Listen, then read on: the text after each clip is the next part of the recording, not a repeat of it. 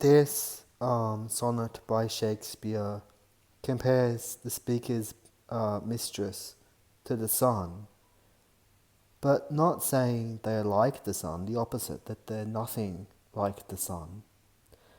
That coral is more red than the red that colours his mistress' lips. That her breasts are dun rather than snow, which was considered the stereotypical standard of beauty at the time. And so on. So there's more delight in some perfumes than in his mistress' breath, which is described as reeking, as the breath my mistress reeks, which is not at all necessarily a positive association, even if reeks had a bit of a different, wasn't negative necessarily at the time.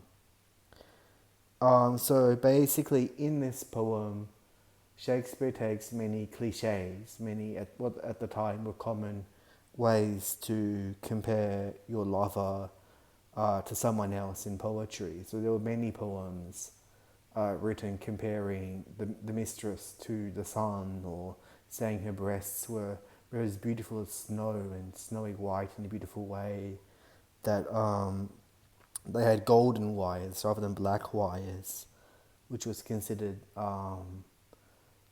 which was the standard of beauty at the time, and so on. But Shakespeare kind of takes these cliches and deliberately kind of turns them on their head. He doesn't. He says, no, she's none of these things. She's not a cliche. She's not an idealized version of a lover. She's a human. She's the person I love because she's a person and not a concept.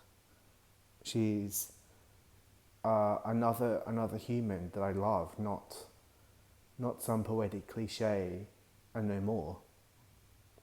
And yet by heaven, I think my love as rare as any she belied with false compare.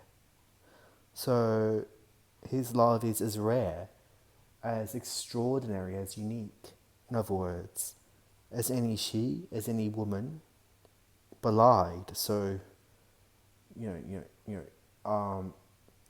belied with false compare. So false compare are false comparisons, or dishonest comparisons, I guess, specifically here. And if they're belied, it means they're not true to the true nature of the mistress, who's a human after all. So I think it's a very beautiful poem, all the more so for having taken a cliche and turned it on its head many times.